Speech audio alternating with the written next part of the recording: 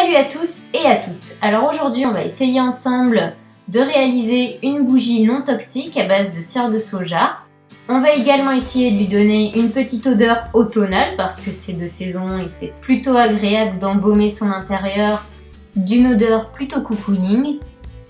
On va commencer par la liste des ingrédients. Il vous faudra du soja non OGM bien évidemment, donc moi c'est un paquet de 500 g de chez Aroma-Zone.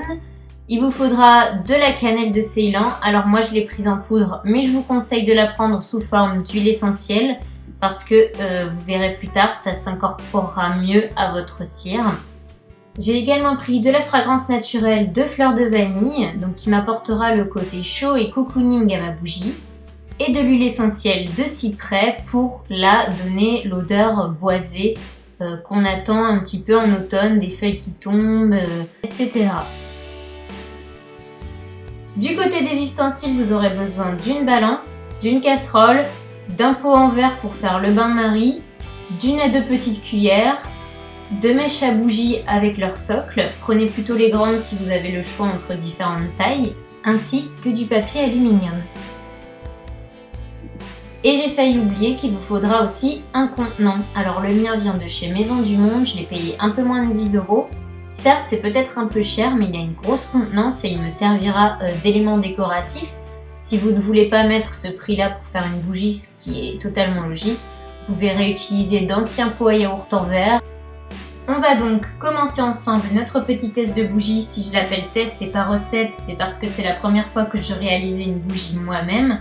Donc c'est plutôt un petit essai, plutôt qu'une recette à proprement parler. Je commence par remplir ma casserole d'eau à peu près à mi-hauteur et j'allume évidemment ma plaque de cuisson à un feu assez vif. Pendant que l'eau est en train de chauffer, on va préparer notre quantité de cire de soja à mettre au bain-marie.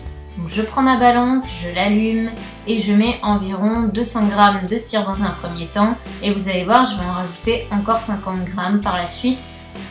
Parce que malgré des recherches, je n'ai pas trouvé la quantité que je devais mettre pour une contenance de 350 ml. Alors j'ai fait un petit peu selon la vue, je vais encore en rajouter après. Après avoir mis la cire de soja dans mon bol à bain-marie, je la dispose dans la casserole d'eau chaude.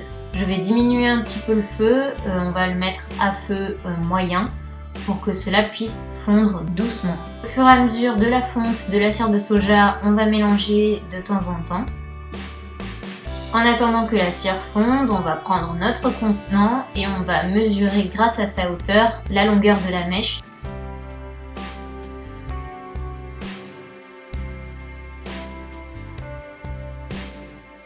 Je retourne ensuite à ma cire qui est en train de fondre et je remue pour que la cire fonde de façon homogène. Quand la cire est devenue à peu près liquide, je me rends compte qu'il manquera un petit peu de cire pour remplir mon bol, alors j'en rajoute encore 50 g. Ce qui me fera donc 300 g au total.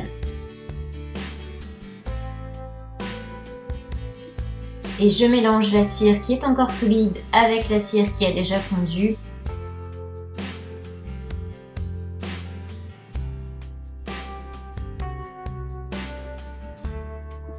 Alors pendant que mon rajout de cire est en train de fondre, on va prendre un morceau de papier d'aluminium. Alors prenez un plus petit que le mien parce que moi j'ai pris un gros morceau. On va également prendre la mèche qu'on a coupée au préalable et on va la plonger pendant 2 minutes dans la cire chaude. On fait en sorte qu'elle s'imbibe bien de cire en la mélangeant à la préparation. Et au bout de 2 minutes, on la ressort et on l'étale bien droite sur le papier aluminium. On referme ensuite le papier et on place cette mèche au congélateur le temps de finir la préparation. Je vais ensuite venir ajouter ma cannelle à la cire, j'en prends à peu près 2 cuillères à café que je vais essayer de saupoudrer au-dessus de la cire pour l'incorporer plus facilement. Bon, au final, je vous confie que ça n'a pas trop marché, c'est pour ça que je vous conseille de prendre de l'huile essentielle de cannelle plutôt que de la cannelle en poudre. Je vous conseille donc pour la cannelle type huile essentielle de mettre environ une centaine de gouttes. J'ajoute maintenant les 3/4 du pot de 30 ml de fragrance naturelle de fleurs de vanille. On ajoute notre dernier ingrédient, donc l'huile essentielle de cyprès, et on en met environ une centaine de gouttes.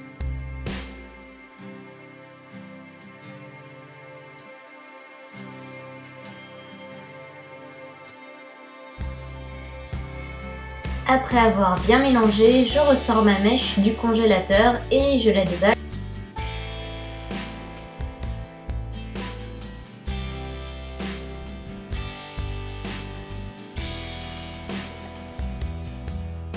Je prends mon contenant à disposition vu qu'on va bientôt verser la cire à l'intérieur et je prends mon socle pour y insérer la mèche.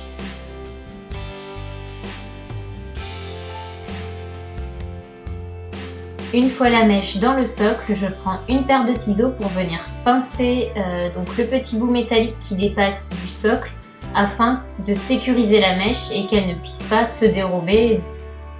Je sors mon bol de bain-marie de la casserole, je mets la casserole un peu plus loin, je mélange une dernière fois et je vais venir remplir mon contenant avec la cire en essayant de garder la mèche bien au fond.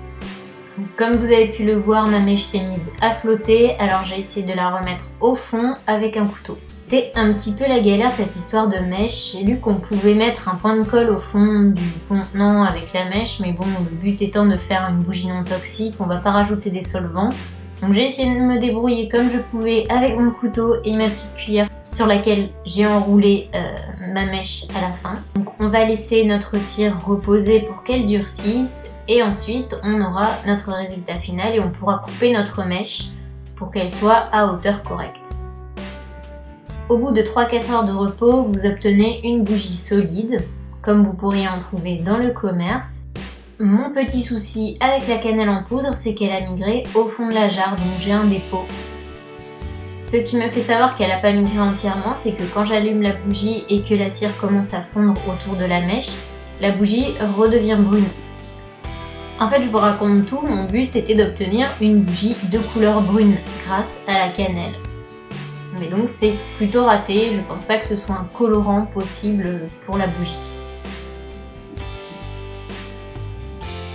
On obtient à la fin une bougie assez réconfortante avec l'odeur chaude de la vanille, l'odeur boisée de la cannelle et du cyprès qui nous donne une bougie de sensation d'automne passée à l'intérieur de chez soi. Voilà, cette vidéo est finie. Alors dites-moi dans les commentaires si vous l'avez appréciée, si vous aussi vous avez déjà testé de faire des bougies à la cire de soja. Abonnez-vous pour d'autres vidéos et dites-moi dans les commentaires ce que vous en avez pensé. À une prochaine fois!